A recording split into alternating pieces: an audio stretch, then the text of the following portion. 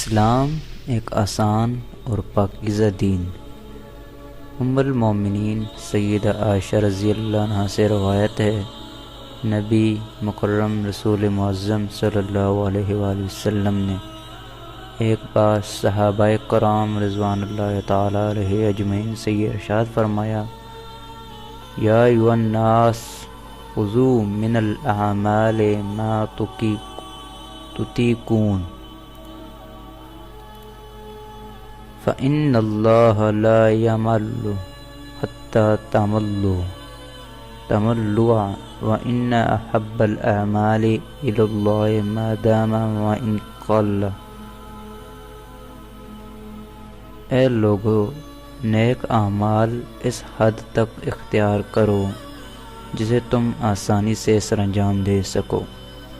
بے شک اللہ تعالی بندوں پر اپنی بخشش و عطا سے تھکتا نہیں، بندے خود ہی عبادت اور ریاضت کرتے تھک جاتے ہیں، اور جان لو کہ اللہ کے نزدیک پسندیدہ عمل وہ ہے جسے ہمیشہ کیا جائے اگرچہ وہ تھوڑا ہی ہو۔ سچ تو یہ ہے کہ اسلام کی تعلیمات سادہ، سہل، پاکیزہ، صاف ستھری، فطرت کے عین مطابق دائمی اور ابدی ہے۔ ہمارے محسن خالق و مالک نے ہمیں اشرف المخلوقات بنایا ہے، تو ہمیں اپنی زندگی گزارنے کا راستہ بھی اچھا، قابل عمل، عمدہ اور بہتر عطا فرمایا ہے۔ افسوس کہ اکثر انسانوں نے اپنے خالق و مالک کے احسانات و انعامات کو نہ پہچانا۔ وما قدر اللہ حق قدرہ، سورہ انعام آیت نمبر 91۔ خواہشات نفسانی اور شیطان کی نت نئی چالوں نے انہیں راہ حق سے دور جا پھینکا۔ انہوں نے اپنے لیے ضلالت اور گمراہی کے راستے اختیار کیے۔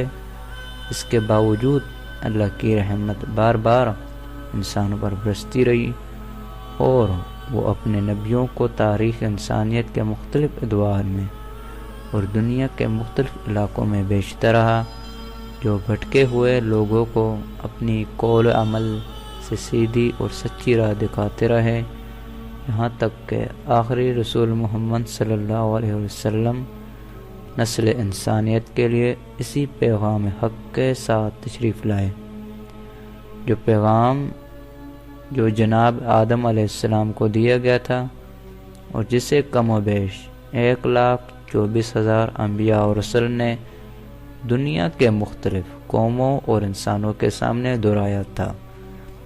وَلَقَدْ بَعَثْنَا فِي كُلِّ أُمَّةٍ رَسُولًا أَنِ اعْبُدُوا اللَّهَ وَاجْتَنِبُوا الطَّاغُوتَ، سورہ نحل آیت نمبر 48۔ اور ہم نے ہر جماعت میں رسول بھیجا اس پیغام کے ساتھ کہ وہ اللہ تعالیٰ ہی کی عبادت کریں اور شیطان و خواہشات کی راہ سے بچیں۔ رسول پاک صلی اللہ علیہ وآلہ وسلم نے تا قیامت زندگی کو تا بندگی عطا فرمائی۔ انسانوں کے خود ساختہ باطل نظریات، فرسودہ خیالات، بیکار مشاغل اور غلط رسم و رواج کو مٹا دیا۔ ایسی لا یعنی باتیں جو ان کے لیے ذلت اور رسوائی کا باعث تھیں، اور وہ بے مقصد قیود و پابندیاں جن کے نیچے وہ دبے جا رہے تھے، ان سے انہیں نجات دلائی۔ قرآن اس کی یوں شہادت دیتا ہے، رسول پاک صلی اللہ علیہ وسلم نے تا قیامت زندگی کو تا بندگی عطا فرمائی۔ انسانوں کے خود ساختہ باطل نظریات، فرسودہ خیالات، بیکار مشاغل اور غلط رسم و رواج کو مٹا دیا۔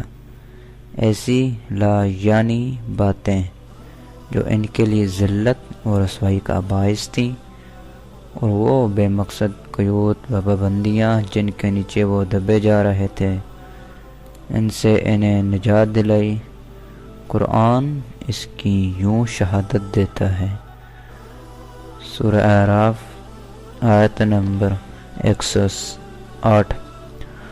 اور آپ صلی اللہ علیہ وسلم انہیں نیک کام کا حکم دیتے ہیں اور برے کام سے روکتے ہیں اور پاکیزہ چیزوں کو ان کے لیے حلال کرتے ہیں اور گندی چیزوں کو ان پر حرام ٹھہراتے ہیں اور ان سے وہ بوجھ اتارتے ہیں جو ان پر لدے ہوئے تھے اور وہ بندشیں کھولتے ہیں جن میں وہ جکڑے ہوئے تھے۔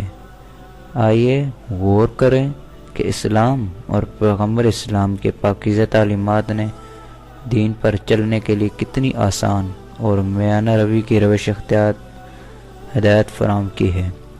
عقیدہ توحید کو لیجئے، یہ کتنا صاف اور پاکیزہ عقیدہ ہے۔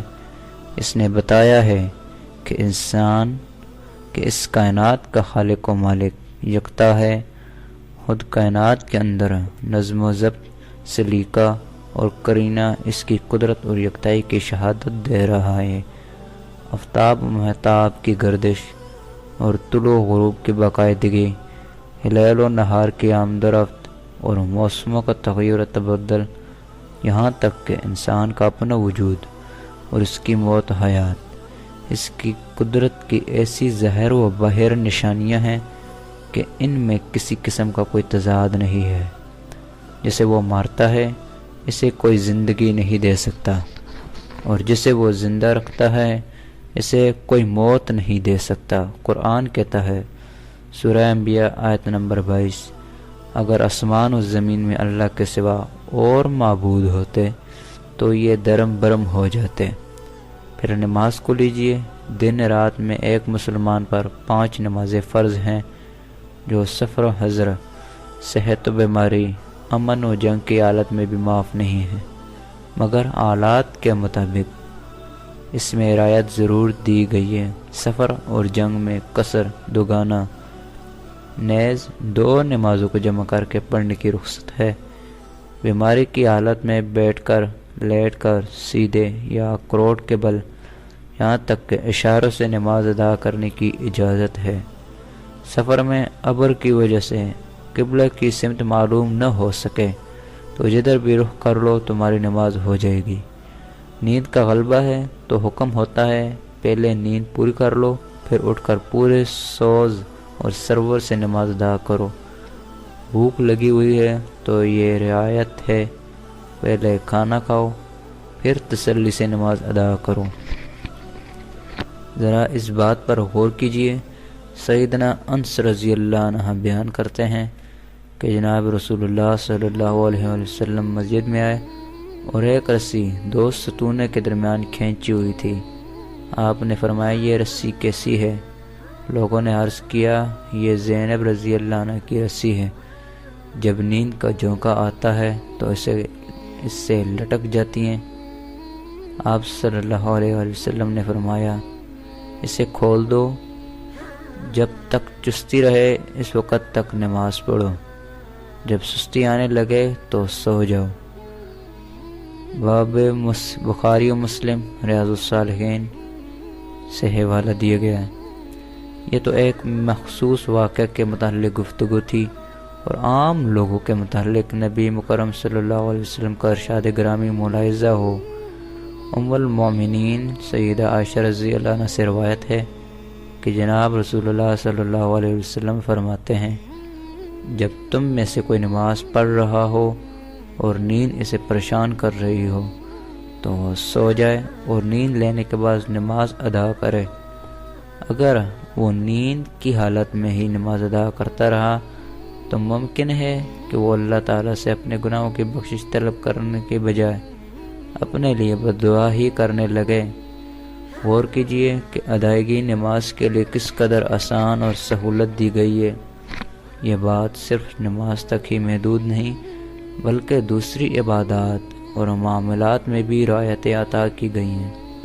مسلمانوں پر رمضان المبارک کے روزے فرض ہیں، اس میں بھی مسافروں، مریضوں اور عورتوں کو ایام حمل اور رضاعت میں رخصت دی گئی ہے کہ وہ صحت و سلامتی کی حالت میں روزوں کی گنتی پوری کریں، اور پھر یہاں تک کہ ایسا بوڑھا شخص جسے کمزوری نے باعث روزہ رکھنے کی ہمت نہیں رہی، اسے یہ حکم ہے کہ وہ کسی غریب مسکین کو کھانا کھلا دے یا کرے، اور اگر وہ خود ہی مفلوق الحال ہے اس پر یہ ذمہ داری ثابت ہو جاتی ہے، بلکہ پھر اس کی مدد اور خدمت بھی اجر و ثواب کا باعث ہے۔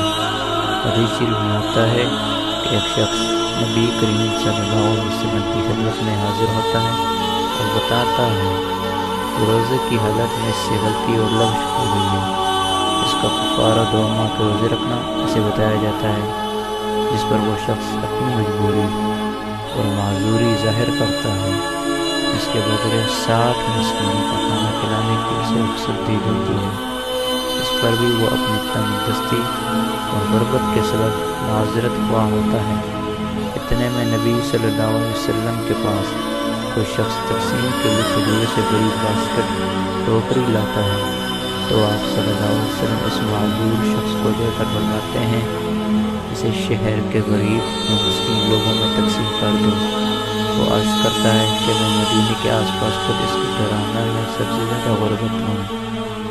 سب سے زیادہ غربت ہے تو رحمت دو عالم صلی اللہ علیہ وسلم مسکراتے ہوئے فرماتے ہیں، جاؤ خود کھاؤ اور اپنے اہل خانہ کو کھلاؤ۔ اللہ اکبر! کیا احسان و مروت، نرمی اور شفقت کی اس سے بڑھ کر کوئی مثال پیش کی جا سکتی ہے؟ بار بار اسلامی تعلیمات پر غور کیجیے، آپ کو یہاں متوازن، معتدل، ہمہ گیر اور ہمہ جہت پھیلتی پھولتی چمکتی دھمکتی زندگی نظر آئے گی۔ ہمارا دین کتنا پیارا اور میٹھا ہے۔ وہ یہ کہتا ہے، تم اگر محنت مزدوری کرتے ہو تو اپنے آرام اور سائش کا خیال بھی رکھو، عبادت و ریاضت کرو تو اہل خانہ اور احباب و اقربا کی خدمت اور ان کے دکھ درد میں سہارا بھی بنو۔ اگر تعلیم کے لیے وقت نکالتے ہو تو کچھ دیر کے لیے آرام بھی کر سکتے ہو۔ اگر اپنوں کے ساتھ شفقت ہو تو غیروں کے ساتھ بھی مروت سے پیش آؤ۔ گویا کہ زندگی کیا ہے؟ رنگ برنگ تر و تازہ پھول اور گلدستہ ہے، جن کی مہک سے معاشرتی زندگی میں انقلاب آتا ہے اور ہر سو امن و سکون پھیلتا چلا جاتا ہے۔ ذرا اس واقعے پر غور کیجیے۔ سیدنا عبداللہ بن عمر رضی اللہ عنہ سے کہتے ہیں کہ رسول اللہ صلی اللہ علیہ وسلم نے مجھ سے فرمایا، میں نے سنا ہے کہ تم دن میں روزے رکھتے ہو اور رات کو عبادت کرتے ہو۔ میں نے عرض کیا، یا رسول اللہ، فرمایا تم ایسا نہ کرو، روزے رکھو اور افطار کرو، نیند لو اور جاگو، بے شک تمہارے جسم کا تم پر حق ہے، تمہاری آنکھوں کا تم پر حق ہے، تمہارے اہل و عیال کا تم پر حق ہے اور تمہارے مہمانوں کا تم پر حق ہے۔ مہینے میں 3 دن روزے رکھو، یہ تمہارے لیے کافی ہے، تمہارے لیے اس میں 10 گنا ثواب ہے، یہ پورے زمانے کے روزے ہیں۔ لیکن میں نے سختی کی تو مجھ پر سختی کی گئی۔ میں نے کہا، یا رسول اللہ، مجھ میں قوت و طاقت زیادہ ہے۔ آپ صلی اللہ علیہ وسلم نے فرمایا، تو پھر جناب داؤد علیہ السلام کے روزے رکھو جیسے وہ رکھتے تھے، اس سے زیادہ نہ رکھو۔ میں نے عرض کیا، وہ روزے کیسے رکھتے تھے؟ فرمایا، وہ 1 دن روزے رکھتے اور 1 دن افطار کرتے تھے۔ عبداللہ بن عمر رضی اللہ عنہ جب بڑھاپے کو پہنچے تو کہا کرتے تھے، کاش میں رسول اللہ صلی اللہ علیہ وسلم کے ارشاد مبارک پر عمل کر لیتا۔ مسلمانوں، ذرا ٹھنڈے دل و دماغ سے غور کرو، ہماری زندگیاں افراط و تفریط کا شکار ہو چکی ہیں۔ یہ اللہ کا شکر ہے کہ اس نے ہمیں مسلمان گھرانوں میں پیدا کیا ہے، مگر اسلامی تعلیمات کی جھلک ہماری زندگیوں میں نظر نہیں آتی۔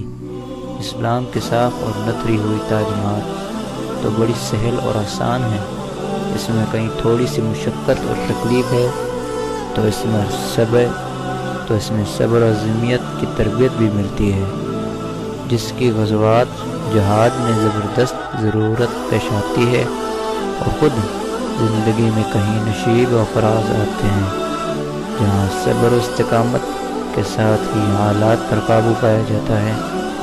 دعا ہے کہ اللہ تعالی ہمیں اپنے پیارے نبی صلی اللہ علیہ وسلم کی باتوں کو سمجھنے کی اور ان پر عمل کرنے کی توفیق دے، آمین۔